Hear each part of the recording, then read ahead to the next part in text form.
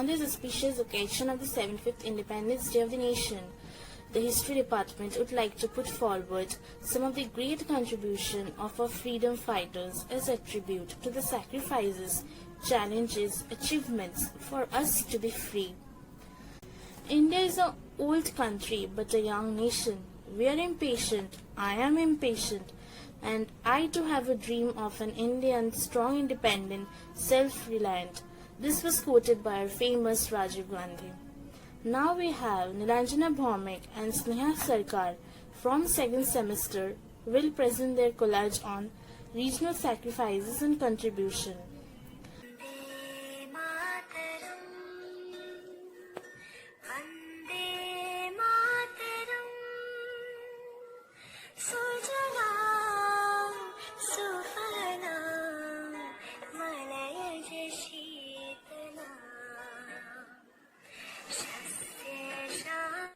This auspicious day, we are celebrating our 75th Independence Day. I, Nilanjana Bhumi, and my friend Sneha Sarkar got the golden opportunity to speak on the topic regional sacrifices and contribution on this important day.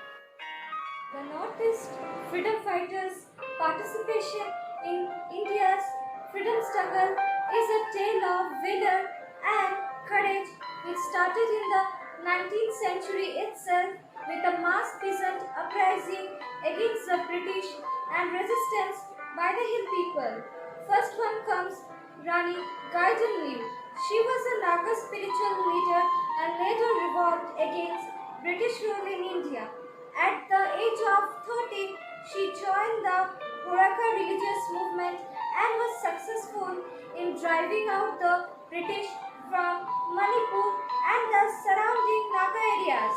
At 60, she was sentenced to life imprisonment but was released after Indian independence and continued to work for the upliftment of her people.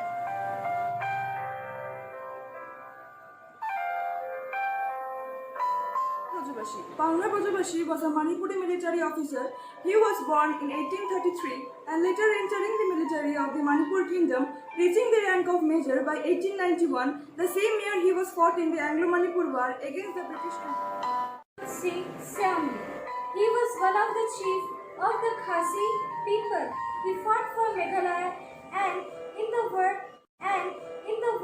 he was shot and had to hide in a cave, and the location of his hiding was given by a chief of his who was bribed with gold coin by the British. In 17 July 1835, his death anniversary is commemorated every year as a state holiday in Meghalaya. Yukyong Nangba. He was a Khasi freedom fighter from Meghalaya who led an uprising against the British. He was hanged by the British publicly at Law Museum in Jadoi Hill in West Jayanti Hills district on 30th December 1862. Gopinath Bordolai was a politician and Indian independence activist who served as the first chief minister of Assam. After India's independence, he worked closely with Sardar Vallabhbhai Patel to secure the sovereignty of Assam against China on the one hand and the other hand Pakistan. Haipon Chadonang. He was the Remu Naga leader from present-day Manipur. He established the Herika religion movement, which was based on the ancestral Naga religion, and declared himself to be the patriarch of the Nagas. One. He was an Assamese nobleman in British India. He was one of the first people to establish tea gardens in Assam. A loyal ally of the British East India Company in his early years was established. He was hanged by the British for conspiring against him during the 1857 uprising. Ajit Singh. He was a prince of Manipur in present-day northeastern India, which was a protectorate of British Raj at that time. Tikendrajit was the commander of the Manipuri army and engineered a palace revolution. Upasna Sen from 4th semester will present her collage on female freedom fighters of Bengal.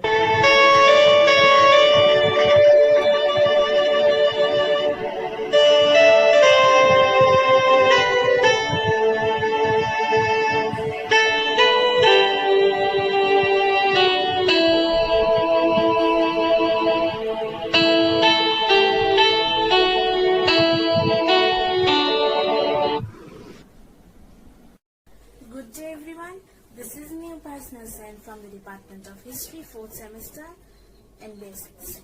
So, today I'm going to present my collage on the topic Female Freedom Fighters of Bengal. There are total 8 freedom fighters in Bengal, but in my collage I have presented only 7 freedom fighters, and all are very known freedom fighters. So let me begin with my first freedom fighter. My first freedom fighter is Bina Das from 1911 to 1986. Bina Das was a revolutionary and a nationalist from West Bengal, a member of Kshatriya Sangha, a revolutionary organization for women in Kolkata. She tried assassinating Stanley Johnson, the governor of Bengal.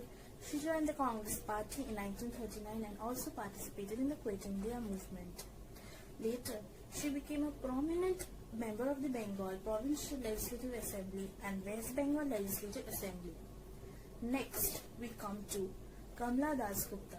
She is another famous female freedom fighter from 1907 to 2000. Kamla Das Gupta was a manager of a hostel for a poor woman. Her main job was to store and courier bombs and materials for manufacturing bombs to revolutionists. Though Das Gupta was arrested many times, still she was released due to lack of evidence. In 1388, she transferred her alliance to the Indian National Congress from the Janata Party. Next we come to Sarojini Naidu. She is also a very prominent freedom fighter in Bengal from 1879 to 1949. Sarojini Naidu is a famous Indian political activist and a poet. She was also an advocate of women's emancipation, anti-imperialistic ideals and civil rights. Naidu was a prominent personality in India's struggle for freedom from British rule.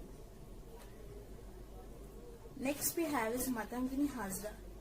Among all the freedom fighters of Bengal, Matangini Hazra is the very famous freedom fighter from 1870 to 1942. Revolutionary Matangini Hazra participated in the Indian independence movement and was shot dead by the British Indian police in front of the Tamrak police station. She was also affectionately called Gandhi Bari or Old Lady Gandhi. Hazra took part in the civil disobedience movement and got arrested. Next we have is Kalpana Datta. Kalpana Datta was an activist in the Indian independence movement and also a member of the armed independence movement led by Sukhdev Sen in May 1931. Next we have is Subhashini Ganguly from 1909 to 1965. Subhashini Ganguly was captivated in Hijli detention camp under the Bengal Criminal Law Amendment Act for 6 years. She participated in the India's communist movement and associated with the Women's Front of the Communist Party of India. Next we have is Sucheta Kripalini from 1908 to 1974. Sucheta Kripalini was an Indian freedom fighter and politician. She served as the head of the Uttar Pradesh 1963 to 1967 and was India's first woman chief minister. Kripalini came to the forefront during the Quit India movement. Thank you everyone. That's all for today. Stay safe. Freedom is never dear at any price. It is the breath of life. What would a man not pay for living? By Mahatma Gandhi. Saptaparna Saha from 2nd semester will present her collage on challenges faced by India after independence. I, Saptaparna Saha, student of 3rd semester History Department, express my heartfelt wishes on 75th Independence Day. I am here to speak about the challenges faced by India after 1947.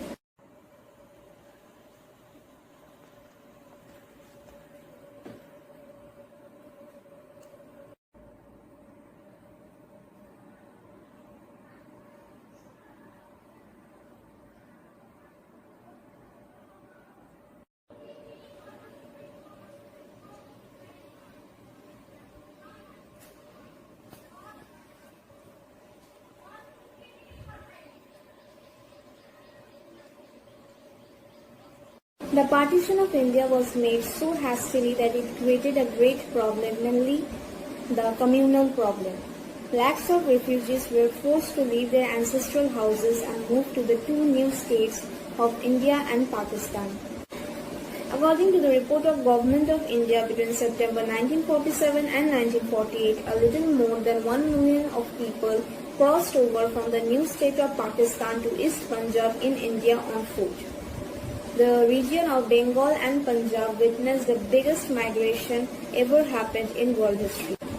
While dealing with the refugee problem, transfer of assets between the two countries of India and Pakistan became a major issue to solve. As on 14th August 1947, India's cash balance was 4,000 million, out of which 1,000 million was demanded by Pakistan. India took this case to arbitral tribunal, which decided that 750 million should be given to Pakistan. But the problem became worse when Pakistan denied to pay its own debt.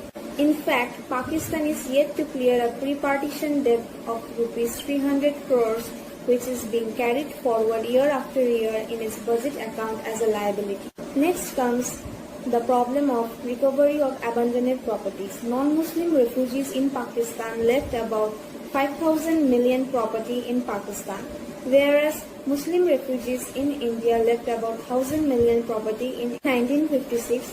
Both the states of India and Pakistan decided to evacuate bank accounts, deposits and lockers to the respective countries. But this issue didn't end it here, and it created a lot of problems in the subsequent years. The next problem or the challenge which India faced was the integration of princely states with Indian Union. In 15th August 1947, all the states or all the princely states joined India except three: Junagadh, Kashmir and Hyderabad. In 1948, the administration of Junagadh was taken over by Government of India on the request of the people, whereas in Hyderabad, Government of India was forced to interfere due to the adamant nature of the Nizam.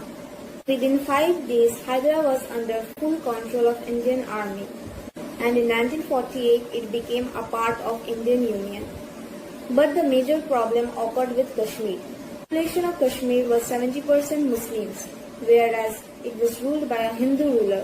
The people of Kashmir wanted to join Pakistan, but the Hindu ruler Maharaja Hari Singh wanted to join India. On 22nd October, Pakistan started a military campaign in Kashmir, which forced Hari Singh to sign the Instrument of Accession with Indian Union. But still now, Kashmir is an apple of discord between the two countries of Pakistan and India. And thanks to Sardar Vallabhbhai Patel, the Iron Man of India, who is still remembered and respected for the integration of princely states with Indian Union under his able leadership. The Indus water dispute was another challenge which India faced after independence. As India and Pakistan both were dependent on River Indus for their livelihood, but due to partition, problem arose. The problem was solved by the interference of Eugene Black, the then president of World Bank. On 19 September 1960, Nehru went to Karachi and signed the Indus Water Treaty and solved the problem between India and Pakistan. Last and the most important challenge which India faced was the Indo-Pakistan Wars and the Sino-Indian War. There were three Indo-Pakistan Wars which was related to one of Kashmir, another with Bangladesh and another was with Gulf of Kutch. And the another Sino-Indian War, which was between India and China, was related to the northeastern states of India. After all these hardships and struggles, India has managed to become one of the most successful Republican democratic country in the world. Netaji Subhash Chandra Bose quoted, "Our nation is like a tree of which the original trunk is Swarajya and the branches as Swadesh and boycott." Now we have Anurag Lakra from second semester will present his collage on regional freedom fighters. Today I, Anurag Lakra, from the second semester of North Bengal St. James College is here before you to pique your interest on the topic, the regional freedom fighters, their achievements and sacrifices. The freedom fighters that we are going to discuss today, first on the list is Rani Gadhindu. First and foremost, he was the spiritual as well as the political leader of the Nagas, the people of Nagaland. She joined the freedom struggle at the age of 13 against the forced conversion of the Nagas into Christianity. She was imprisoned at the age of 16 for these movements, and later in 1937, Mr. Nehru visited her and promised to get her released and gave her the title of Rani. Here's some facts. She was also awarded the Padma Bhushan after she was released in 1947. The next hero that we have in line is Trayad Singh. Trayad Singh was one of the Khasi chiefs of the 18th century. He fought against the British in the attempt to take over the Khasi Hills. He died fighting the Britishers on July 17, 1845. Soon after that, we have Pingali Venkaya. He was a astute follower of Gandhi, better known as Diamond Venkaya, for his excellence in the sector of diamond mining. He had varied educational qualifications such as geology, agriculture, and was also an educationalist. His contribution was in designing the national flag of India, which was modified and adopted by the Indian National Congress. And that same flag was again modified and adopted as the national flag of the country. The next hero that we have in line is Tanguturi Prakasam. Tanguturi Prakasam was the first Chief Minister of Madras Presidency and later the Chief Minister of Andhra State. He was a politician and a freedom fighter as well. He was a lawyer by profession but gave it up in 1921 in order to join the freedom movements. One of his most famous acts of defiance was during a protest against the Simon Commission in Madras in 1928. This act of defiance won him the title of Andhra Kesari, or the Lion of Andhra. Give me blood, I will give you freedom. Netaji Subhash Chandra Bose. Srilekha Nag from second semester will present her collage on sacrifice of the freedom fighters after 1857.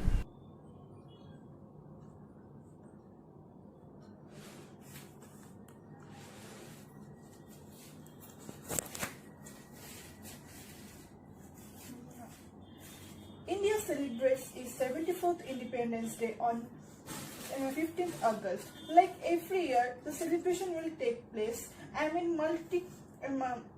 multi-layered security arrangements. But this year, there will be mandatory adherence to social distancing and other precautionary measures due to coronavirus pandemic. India gained its independence on 15th August 1947 after being under British Raj. Several freedom fighters fought to free the country from British rule. While celebrating the big day, let's remember millions of our freedom fighters who sacrificed their lives for the independence. So I am Srilekha Nag from his BA Honours History and had made a collage on this behalf. Sacrifices of freedom fighters after 1857. So I have first written about Mangal Pandey. Who doesn't know about Mangal Pandey? He was an Indian soldier who played a vital role in our independence. And then Bhagat Singh and Lakshmi Bai. There are many. So and then Chandrasekhar Azad, who fought for our independence. Then there are numbers like Mahatma Gandhi, Netaji Subhash Chandra Bose, etc. Jawaharlal Nehru. So thank you. Jai Hind. Stop calling. Lastly, we have Sonali Horo from second semester will present Birsa Munda, the great fighter. Sonali Horo. Today I am here to say few lines about Birsa Munda, the great freedom fighter. Jharkhand, Dharti Aba or father of the earth. Birsa Munda is a name of synonymous with Indian struggle for freedom against the British. holding the fort against the British in Chota Nagpur Plateau area. Munda mobilized tribals against them. He even forced them to enact a law of protecting the land rights of the tribals. Munda, born on November 15, 1875, in Ulahatu village of Kunti district in Jharkhand, and fought the rights of tribal people and to protect water, land and forest, the elements that are deep rooted and hold significant in tribal traditions. Munda always stressed upon the need of tribals to know their rights, culture, and fight against the injustice done to them. He also worked towards rationalizing the community and getting rid of their superstition belief, animals, sacrifice, and alcoholism.